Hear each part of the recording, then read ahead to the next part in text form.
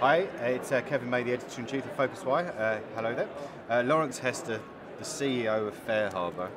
It's Hey, been Kevin. quite a quiet year for you. Yeah, really. it has. Yeah, well, you've just been taking lots of vacation time and things like that.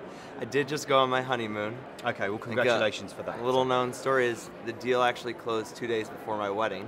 Okay. Yeah, and then we moved to Amsterdam 2 days after my wedding. Okay. So a lot of life events in a 5-day period. Indeed. So, I mean, you have become, I guess, the name on everybody's lips just because of just the enormity of that deal and what it meant in so many areas. For you as a startup and you as an entrepreneur, for Booking Holdings and Booking.com and what it's trying to do and what that signals to the rest of this lot here this week. So let's just go through a little bit about the startup part of that. Yeah.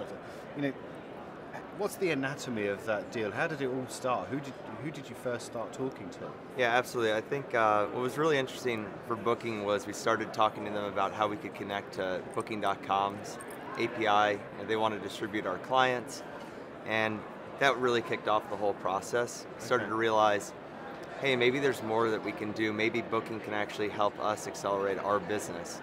For FareHarbor, it's always been about how can we grow the fastest and most sustainably, and Booking seemed like a great partner to help us get there.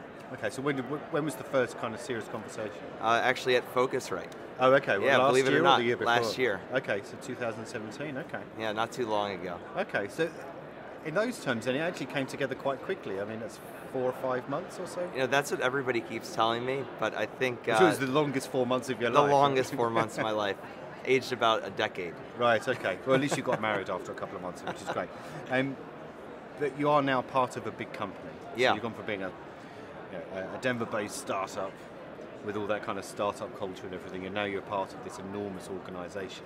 Mm-hmm. How do you kind of feel about that personally, but also how do you kind of maintain the culture of the original FareHarbor and absorb the culture of the new one if you have to? Yeah, for sure. So, first off, part of the reason Booking made sense to us was their culture really matched well with us. Okay. But we were also running the business completely independently. Our offices in Amsterdam are a full 25-minute bike ride to the nearest Booking office. Okay. It's almost hard to believe. And Booking's really been invested in us doing everything on our own. I think the hardest thing culturally for us is we started this business on my brother's then girlfriend's couch. Okay. I slept on her floor for 6 months. Okay. And to have done it so scrappy and have our employees really understand where we came from, and now they're suddenly saying, we can afford to have, extra toilet paper and not have to, run out to the store. We can buy these, a little bit nicer things. Okay. And that's really been the hardest thing, is how do we maintain that scrappiness while still having a little bit, slightly more luxurious life. Okay. But presumably it's going okay so far. Yeah, it's going really well. It's going really well. So how do the mechanics of that work? So you report into the head of Booking Experiences. He's your boss. Ram, I think you're talking to him tomorrow. He's here this week, and we're talking to him this week as well. So it's you're a tech vendor. You do what you need to do, and he's overseeing the whole of Booking.com Experiences.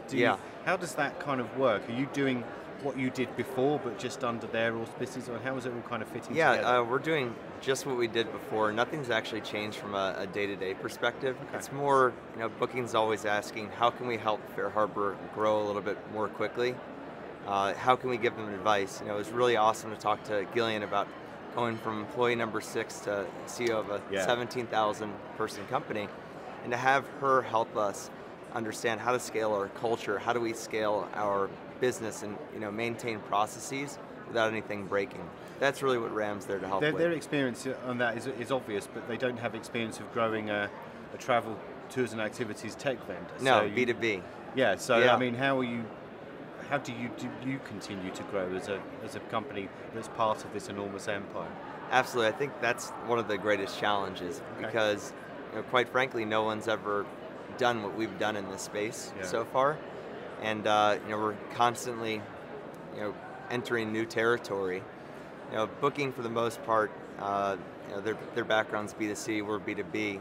It's more around organizationally, how do we expand into new geographies, how do we open new offices? That's where they're really, really helpful. So your suppliers, is it a global spread now, or do you have a particular focus on one region? Yeah, we're global. We were started in the U.S., 100% focused on the U.S. Okay. And we've since moved over our headquarters to Amsterdam. My brother started the company with me, moved to Sydney, I want to say 8 months ago. Okay. He's living the dream down there. So we really we're focused on Who got expanding. the better deal, you moving to Amsterdam or him going to Sydney? You know, no offense to Sydney, but I love Amsterdam. Right, okay, that's good.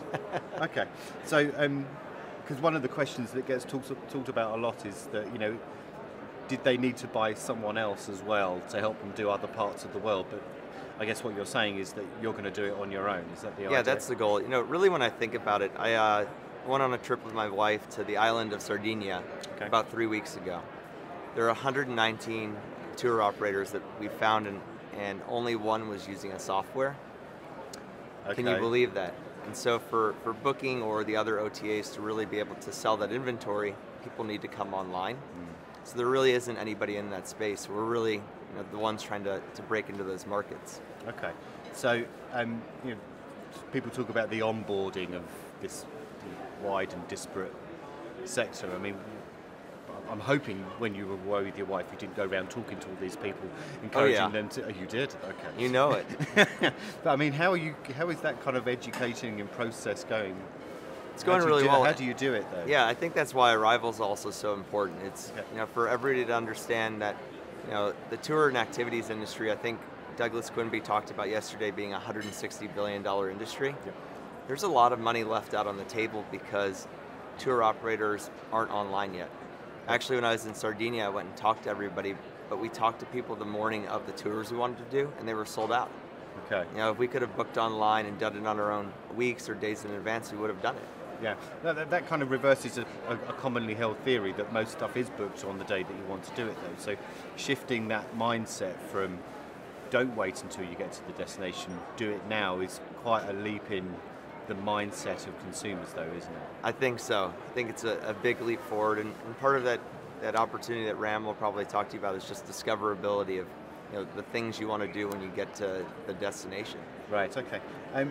I don't know if you were here for the conversation with TripAdvisor yesterday. Yeah. And Dermot Halpin was talking about their particular acquisition, which is Boken, and there was a fair amount of controversy or surprise in the room when he conceded that they would be biasing Boken customers in their listings. Mm-hmm. Is that something that will be mirrored with Booking.com? Not at all. Okay. I think what's so important between FareHarbor and Booking is the understanding that at the end of the day, our customers always come first. Okay. They need to get bookings from as many different channels as they can. Okay. So if Booking's going to take that away, it doesn't help anybody. Okay. They need to distribute everywhere they can. Okay. And it's interesting that Booking.com has arguably come quite late to the game on this, and maybe this is something that we'll talk to Ram about a little bit. But you were doing very, very well as an independent company. You'd raised hardly any money. Yeah. Do you think that there is, in the wider context, that there is these big players taking an interest? What is that going to say to the rest of your former peers in the vendor world? I'm not really sure. Okay. I'm just happy to be sitting in the seat I'm in. Right, that's the diplomatic answer. So maybe we could talk off camera. But I mean, I suppose it is interesting. Someone the size of Booking.com has suddenly got very interested. So thank you very much, Lawrence, Hester, for your time. Thank you. Thanks, Congratulations Kevin. Really appreciate on your wedding. Oh, thank you. Thanks a lot.